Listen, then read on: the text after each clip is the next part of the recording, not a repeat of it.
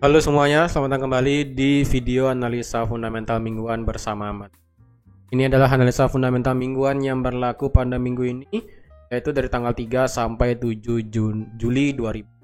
Ya, seperti biasa jika teman-teman suka dengan videonya, teman-teman jangan lupa like dulu videonya, subscribe bagi yang belum subscribe, hidupkan lonceng dan di-share yang sekiranya memerlukan analisa fundamental mingguan pada minggu ini. Oke, langsung aja untuk kita lihat kalender kemarin. Jadi saya mohon maaf kalau kemarin sempat memberikan analisa fundamental mingguan. Jadi untuk kita cepat aja untuk di minggu lalu, ya. Karena seperti yang kita tahu bahwa seperti biasa di awal bulan itu pasti ada NFT. Kita akan bahas apa yang kemungkinan akan terjadi pada saat. Jadi untuk di minggu lalu ya, di minggu lalu kita tidak di hari Senin. Saya cuma ada berita yang penting dari segi yang dimana dari segi iklim bisnis di Jerman sedang mengalami penurunan. Dari hari Selasa kita ada data inflasi di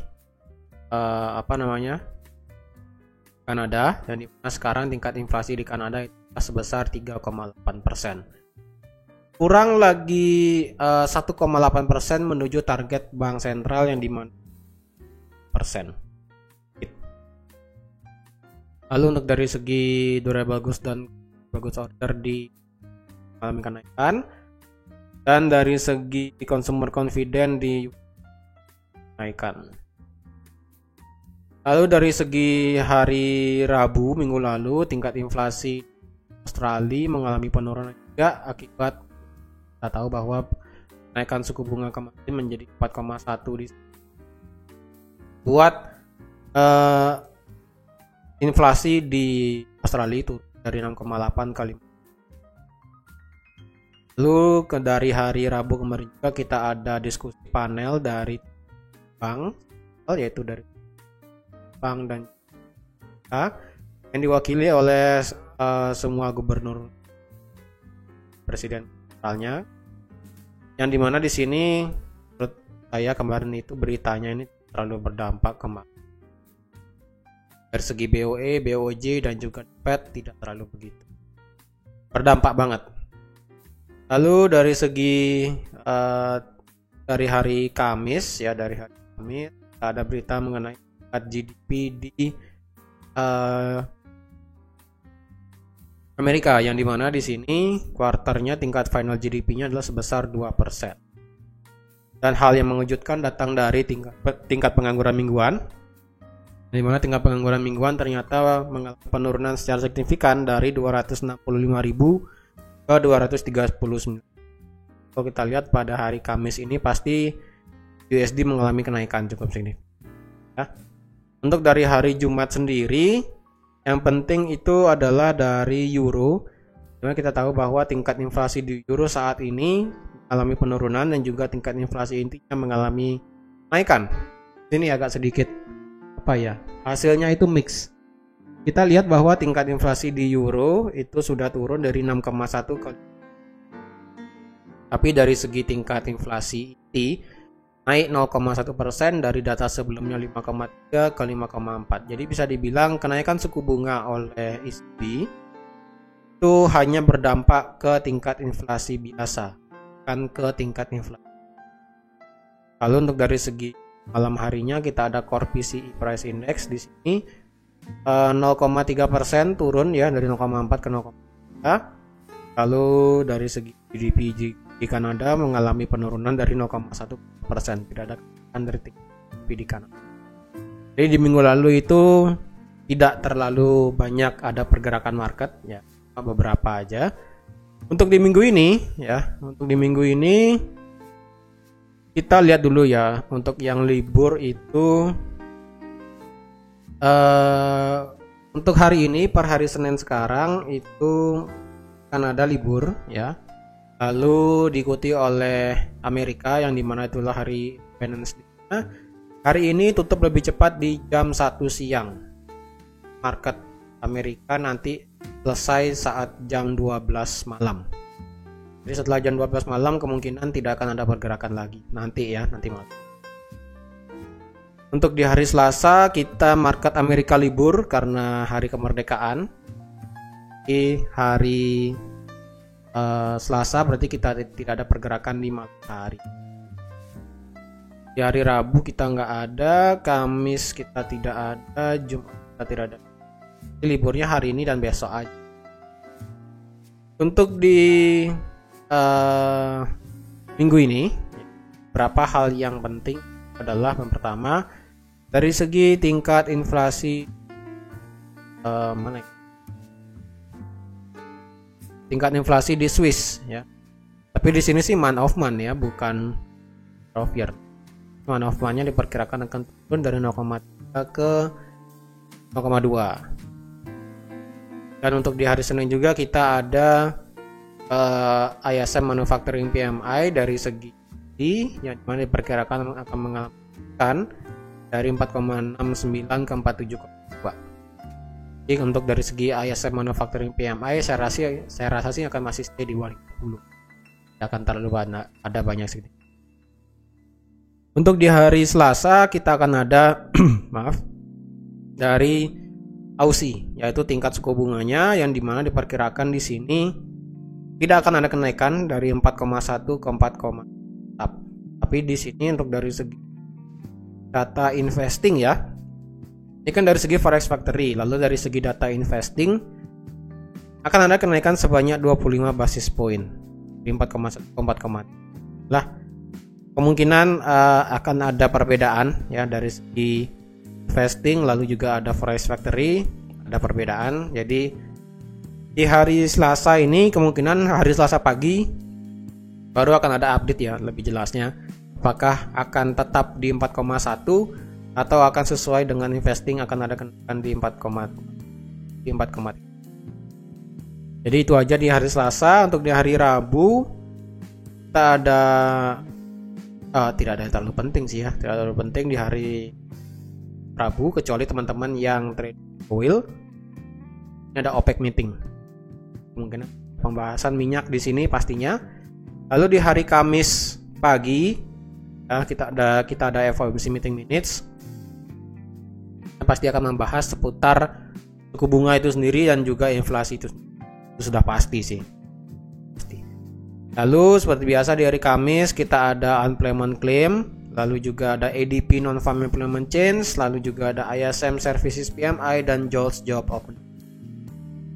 Jadi hari Kamis di sini cukup sibuk bagi teman-teman yang trading di mata uang USD, major pair terutama, dan sedikit sibuk ini ya.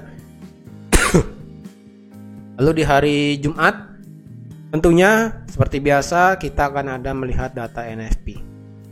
Data NFP di sini kalau dari segi investing ya, kita lihat investing sendiri NFP-nya akan drop dari 300.000 ke 200.000. Sama di sini dari 300.000 ke 100.000. Tingkat pengangguran akan turun dari 3,7 ke 3,6, masih stay di 3,7. Jadi lebih baik untuk data NFP sendiri seperti biasa teman-teman lihat itu H-1 ya, karena sekarang kan masih hari Senin, masih jauh tuh di hari Jumat. Jadi saya rasa lebih baik teman-teman update datanya nanti di paling enggak H-1 atau enggak di pagi harinya, itu teman-teman lihat kalendernya. Apakah di sini ada perubahan atau tidak? Kalau per sekarang ya, saya buat videonya ini di pagi hari Senin. Itu dari segi NFP kita akan melihat penurunan, berarti jumlah orang yang bekerja saya rasa akan mengalami penurunan dari 39 ke 220.000. Nah, tingkat pengangguran di 3,6%. Diperkirakan akan turun sedikit ke 0,1 sebanyak 0,1%. Lalu untuk dari segi Kanada sendiri ya, tingkat pengangguran diperkirakan akan stay dan kemudian tingkat orang yang bekerja diperkirakan akan naik ke 22.000. Lalu untuk dari segi tingkat pendapatan rata-rata per jam ya, dari month of month-nya diperkirakan akan stay di 0,3. Untuk year on year-nya di sini ya, belum kelihatan di sini. Jadi untuk di minggu ini Teman-teman hati-hati yang trade di Aussie lalu di oil, terutama karena spek meeting ya, lalu juga di USD ya. Mungkin lebih saya tekankan untuk teman-teman yang trading di USD, di major pair, di commodity gold, dan di oil juga, karena kita tahu itu kan pasangannya XTI ataupun WTI. Jadi hati-hati. Sama dari hari Kamis bisa saya katakan ya, dari Kamis teman-teman yang trade di USD harap berhati-hati.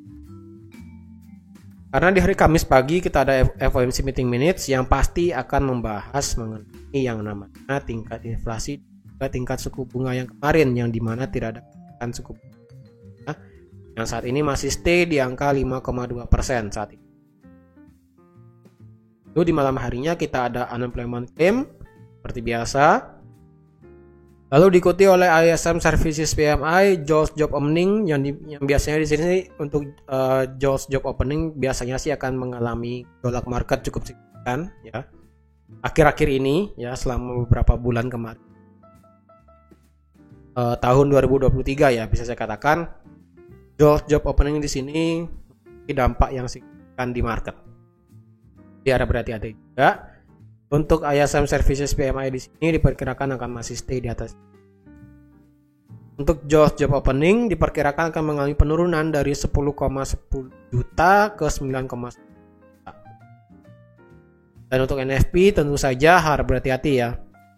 Sekali lagi teman-teman yang bagi yang belum tahu tips untuk membaca NFP ya. Kita harus melihat 3 data ini. Yang pertama, tingkat pendapatan rata-rata per jam, lalu NFP itu sendiri, dan juga tingkat pengangguran itu sendiri. Yang kita inginkan adalah setidaknya ketiga data ini itu berjalan dalam satu arah. Dalam artian satu arah itu adalah jika hasilnya merah, merah semua, jika hasilnya hijau, hijau semua. Tapi secara proporsi, ya, jika secara proporsi, NFP di sini bisa saya katakan proporsinya sebesar 50% ya, 50%. Lalu tingkat pengangguran saya rasa 30%, kemudian tingkat pendapatan rata-rata per jam ini 20%. Itu sih menurut saya pribadi ya, Tapi tidak menutup kemungkinan juga bisa saja terbalik, karena itu kembali lagi maunya market seperti apa. Karena bisa saja ya seperti ini. Tapi biasanya untuk tingkat pendapatan rata-rata per jam itu dampaknya tidak terlalu signifikan banget sih, tapi setidaknya ya perlu dilihat. Kalau di sini tadi kan saya katakan NFP itu bisa 50% dan tingkat pengangguran bisa 30% sendiri. Tapi terkadang itu bisa terbalik ya. Dan dimana orang itu lebih melihat tingkat penganggurannya di sini lebih daripada tingkat NFP-nya. Tapi tidak menutup kemungkinan juga NFP-nya misalnya hasilnya jelek tetapi tingkat penganggurannya bagus. Ya, orang-orang menganggap NFP-nya aja yang dilihat, tingkat pengangguran itu nggak dilihat. Jadi market itu ketika terjadi pasti hasilnya ke atas bawah, tidak jelas seperti itu. Karena itu kalau bisa NFP dan tingkat pengangguran itu setidaknya harus dalam satu arah. Misalnya kalau dia merah berarti kan NFP-nya berarti di bawah 222.000 dan tingkat penganggurannya akan masih stay di angka 3%. Itu berarti sama-sama merah tuh. Nah, ketika sama-sama merah, berarti kita akan melihat tingkat indeks ataupun indeks dolar itu akan mengalami penurunan cukup signifikan. Dan jika hasilnya mix, ada yang hijau dan juga ada yang merah, maka tingkat indeks dolar akan mengalami gejolak yang cukup random. Ya, dia kadang ke atas, kemudian turun, kemudian ke atas lagi sedikit, kemudian turun. Seperti itu. Dan kalau kita lihat indeks dolar untuk saat ini, ya, indeks dolar untuk saat ini sih masih dalam kondisi dia membuat higher low sih ya di sini. Di sini ada salah satu hal yang menarik. Mana jika teman-teman tarik garis trend line di sini, harga itu belum keluar dari garis trend line. Dan di mana di sini cenderung dia membuat yang namanya descending triangle. Saja di sini dia membuat descending triangle yang cukup besar. Nah, ya. Karena kalau saya lihat ini harga itu mempunyai low yang sama Di sini low yang sama, tetapi high-nya di sini dia semakin rendah ya. High di sini 1, high di sini 1, kemudian high kemarin di sini 1. Jadi saya rasa jika NFP nanti malam ataupun minggu ini ya, minggu ini tingkat NFP-nya buruk, maka kemungkinan kita akan bisa melihat penurunan indeks dolar bisa kembali lagi ke angka 101 ataupun at least tidaknya di bawah 102. Karena untuk saat ini sih harga di indeks dolar itu sedang stay di angka 102,9. Indeks dolar itu belum bisa membuat kenaikan karena sekali lagi harga itu masih di bawah garis trendline juga. Kemarin sempat ingin membuat kenaikan, ya kan? Kita bisa lihat di sini harga berusaha break di atas trendline, tapi apa yang terjadi? Harga itu tidak berhasil, yang ada harga itu turun ke bawah. Dimana kemungkinan di sini dia menciptakan yang namanya higher low yang baru, lower high ya, maaf, lower high yang lebih rendah lah, intinya seperti itu high ya. Tapi permasalahannya adalah demikian. Jadi seperti ini permasalahannya berikutnya. Permasalahannya adalah harga itu ketika dia turunnya ini tidak langsung yang namanya mendekati area 101 di sini. Ya, kalau kita lihat di sini juga ada yang namanya. Di harga itu sudah tertahan di area demand walaupun belum kena sih. Jadi kemungkinan harga itu akan mengejar demand dulu ya. Mungkin ketika harga itu mengejar area di, dia akan mantul. Nah, ketika mantul seperti ini, di sini akan menjadi titik keputusan ataupun titik kepastian apakah harga ingin break trendline atau dia akan break ke bawah. Jadi saya rasa harap berhati-hati ya bagi teman-teman yang ingin USD. Karena pandangan saya untuk melihat indeks dolar saat ini adalah kemungkinan dia akan menciptakan yang namanya descending triangle yang cukup besar seperti ini. Dan ketika terjadi descending triangle cukup besar seperti ini, penurunannya nanti ketika dia break 100 berapa ini ya? 101 lah anggap ya. Nah, jika dia break 101, saya buat garis dulu. Jika dia break 101 ya.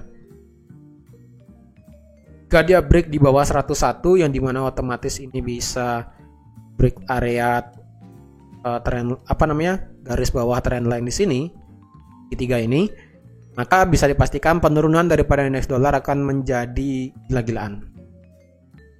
Artinya gila-gilaan itu adalah harga itu bisa turun drop dari 101 sampai ke 98. Lumayan itu penurunannya kan? Sebanyak $3 ya. Dari 101 ke 98 itu lumayan. Karena kalau kita lihat satuan indeks dolar itu walaupun dia 100-an, ada komanya di belakang seperti ini, lumayan penurunan. Jadi indeks dolar saat ini masih stay di bawah area segitiga. Jikapun dia ingin bergerak turun, pertama dia harus bisa melewati area demand itu yang dimana belum kena ya. Menurut saya sih harga akan bisa stay dulu di sini, turun dulu sedikit mengejar demand, dia akan bergerak naik. Ketika sudah sampai di area trendline ini lagi, baru akan ada kepastian apakah dia akan break trendline atau dia akan break bagian bawah trendline di mana harga 101. Jika harga break di bawah 101, maka kemungkinan harga akan bisa turun sampai ke 98. Dan jika dia break trendline ya, break trendline seperti ini ataupun break area segitiga, maksimal untuk saat ini area resisten adalah ada di 105. Lumayan juga kenaikan. Naiknya $3, turunnya juga sama 3. Menurut saya seperti itu. Jadi dampak NFP nanti malam, sekaligus juga dampak JOLTS dan juga unemployment claim, lalu komisi meeting minutes akan menjadi faktor penentu apakah indeks dolar akan keluar dari area segitiga dalam artian keluar ke atas atau dia keluar ke bawah. Seperti itu. Oke, jadi teman-teman sekian aja untuk analisa fundamental pada. Terima kasih sudah nonton videonya sampai habis. Terima kasih juga like, share, dan subscribe seperti biasa. Dan sampai jumpa lagi di analisa fundamental minggu depan. Bye-bye.